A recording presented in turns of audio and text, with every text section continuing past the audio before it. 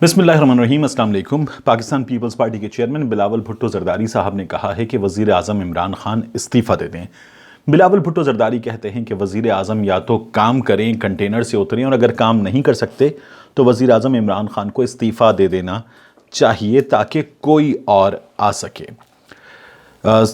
इस वीडियो पर बिलावल भुट्टो ज़रदारी साहब के इस बयान पर मज़ीद बात करने से पहले आपसे ये दरख्वास्त कि अगर आप चाहें तो चैनल को सब्सक्राइब करें ताकि वो चीज़ें जो मैं चाहता हूं आप तक पहुंचें वो आप तक पहुंचें। बिलावल भुट्टो ज़रदारी साहब ने वज़ीर आला सिंध और उनकी काबीना के अरकान, पीपल्स पार्टी के सीनियर रहनुमा, इन लोगों के हमरा मीडिया ब्रीफिंग की, और इसमें बिलावल भुट्टो ज़रदारी ने वफाकी हुकूमत को कड़ी तनकीद का निशाना बनाया।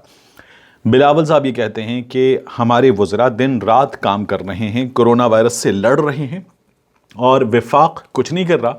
वफाक जो है वो हमें तनकीद का निशाना बना रहा है, हमें हमारा मजाक उड़ा रहा है। वफाक काम नहीं कर रहा, ज़िम्मेदारियां पूरी नहीं कर रहा, और हमारे वज़ीर आला बहुत मेहनत कर रहे हैं, बेहतरीन काम कर रहे हैं, और वफाक उनको जो है वो मुसलसल अटैक कर रहा है।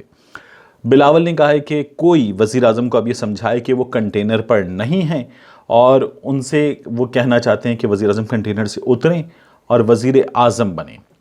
बिलावल ये भी कहते हैं कि लॉकडाउन में तोसी का ऐलान जो है वो तो एक वफाकी वज़ीर ने किया है। असद उमर साहब की जानिब उनका इशारा है, तो ये कहते हैं कि क्या वो अशराफिया जिसकी इमरान खान बात कर रहे हैं, क्या वो अशराफिया वो वज़ीर साहब हैं?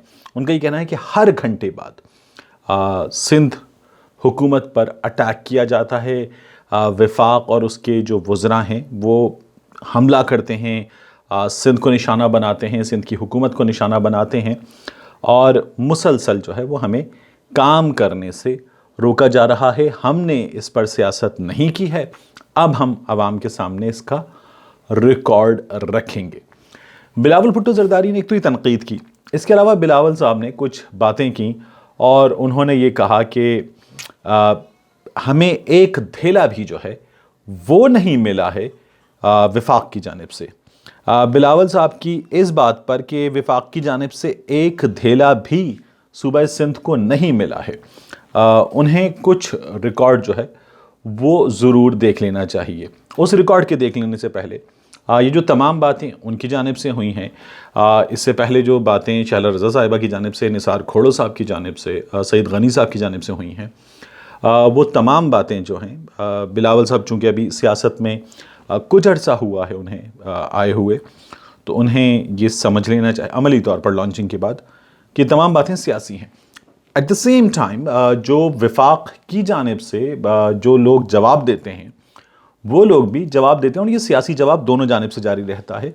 तो ये सियासी बयानबाजी जो है वो मुसलसल हो रही है, और दोनों जानिब से हो रही है। पाकिस्तान तहरीक इंसाफ भी इस पर कोई भी मौका जाने नहीं दे रही, और वो सिर्फ वफाक में नहीं, जो सूबे में पाकिस्तान पीपल्स पार्टी की बातों का जवाब देने के लिए पीटीआई के लोग हैं, उनमें असम्बली के लोग हैं, असम्बली से बाहर लोग हैं, कराची के ज़िम्मेदारान हैं, सिंध के ज़िम्मेदारान हैं, वो भी मुसलसल जवाब दे रहे हैं।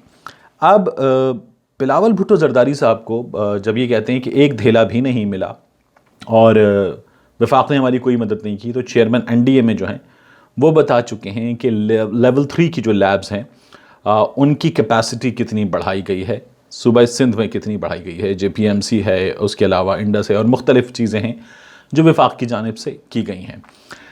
फिर बिलावल साहब का ये कहना कि कुछ भी नहीं किया गया है, अभी तक सिंध को एक धेला भी नहीं मिला है। तो जो एहसास प्रोग्राम है उसकी कुछ डिटेल्स हैं, अगर वो डिटेल्स देख ली जाएँ तो ये काम जो है ये आसान हो जाता है। एहसास प्रोग्राम की डिटेल्स ये बताती हैं कि अभी तक सिंध में तकरीबन 33,398 मिलियन रुपीज़ ये सिंध में तकसीम किए गए हैं, और ये जो है जो अमाउंट बैंकों को दी गई है वो 33,398 मिलियन रुपीज़ है। जो अमाउंट अफराद की जानिब से निकाली गई है वो है 27,000 मिलियन रुपए, तो ये निकाल ली गई है। अगर इसमें अफराद शामिल कर लिए जाएं तो तकरीबन ये हैं 27,83,206 बेनिफिशरीज़ इनरोल किए गए हैं सूबा सिंध में, और इनमें से जिन्हें جن کی جانب سے وڈرال ہو چکا ہے صوبہ سندھ میں وہ ہیں 22,41,412. تو 22,41,412 افراد کو جو ایک دھیلا بھی ادا نہیں کیا گیا ہے، یہ اس کی ڈیٹیلز ہیں. اور یہ ڈیٹیلز جو ہیں یہ احساس پروگرام کے تحت موجود ہیں، یہ ان افراد کو مل چکے ہیں. دوسری جانب حکومت سندھ ہے، جس کا یہ کہنا ہے کہ ہم نے تقریباً 8 ارب روپے کا راشن تقسیم کر دیا ہے، اور یہ راشن ہم نے ایسے تقسیم کیا ہے کہ کسی کو خبر بھی نہیں ہوئی ہے. اس کے ساتھ ساتھ جو ہے حکومت سندھ کے کام پر، حکومت پنجاب کے کام پر عدالت عظمیٰ کی جانب سے کیا کہا گیا ہے تو وہ بھی سامنے ہمارے. اور اس پر عدالت عظمیٰ جو ہے وہ یہ کہتی ہے کہ حکومت سندھ کی کارکردگی جو ہے وہ اس معاملے میں تسلی بخش نہیں ہے. اب جو وفاق سوال کر رہا ہے وہ وفاق یہ سوال کر رہا ہے کہ 1,217 ارب روپے کا صوبے کا بجٹ ہے، اور 114 ارب روپے کا ہیلتھ کا بجٹ ہے. 285 جو رجسٹرڈ ہیلتھ سینٹرز ہیں وہ ہیں. تو وفاق سوال یہ کر رہا ہے کہ جو سندھ کے پاس چیزیں ہیں یہ جاتی کہاں ہیں، اور یہ کہاں ان کو لگایا جا رہا ہے، کیونکہ سندھ میں نظر نہیں آ رہا. پھر یہ جو مراد علی شاہ صاحب کہتے ہیں کہ ہم کام کر رہے ہیں، وزیر اعظم کنفیوزڈ ہیں. اور آپ نے دیکھا ہوگا میڈیا کا ایک اسپیشل سیگمنٹ جو ہے وہ مسلسل یہ بتا رہا ہے کہ وزیر اعظم کنفیوزڈ ہیں، مراد علی شاہ صاحب بڑے کلیئر ہیں. اب اس کو نا بڑا آسان ہے دیکھنا، مشکل بھی نہیں ہے. وزیر اعظم عمران خان کی ذمہ داریاں کیا ہیں اور مراد علی شاہ صاحب کی ذمہ داریاں کیا ہیں، ان دونوں کے اقدامات کیا ہیں. مراد علی شاہ صاحب جو ہیں انہوں نے صوبہ اور صوبے کے بڑے شہر بند کر دیے، اور پھر اس کے بعد کہا کہ مزدور کو کہاں سے ملے گا کھانا پینا، یہ مسلسل وہ بھی سوال کر رہے ہیں.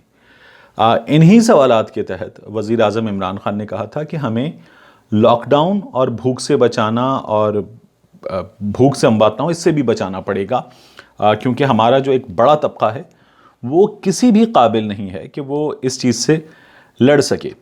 مراد علی شاہ صاحب کی ذمہ داریاں جو ہیں وہ بطور چیف منسٹر مختلف ہیں. وزیر اعظم عمران خان کی جو ذمہ داریاں ہیں وہ مختلف ہیں. مراد علی شاہ صاحب بڑا کام کر رہے ہیں، اس بڑے کام میں انہوں نے لاک ڈاؤن کر دیا ہے. اچھا، پھر اس کے بعد آپ ڈیمانڈ کرتے ہیں وفاق سے. تو وفاق جو ہے وہ ان ذمہ داریوں کو جن کی آپ ڈیمانڈ کر رہے ہیں ادا کرنے کے لیے مکمل لاک ڈاؤن کی جانب جا ہی نہیں سکتا. تو یا تو آپ وفاق سے ڈیمانڈ نہ کریں اور اپنے لاک ڈاؤن میں مینجمنٹ کریں اور پھر اس کو خود انجام دیں، یا پھر جو وفاق سے ڈیمانڈ کر رہے ہیں اسے وفاق سے ڈیمانڈ کرنا چھوڑ دیں.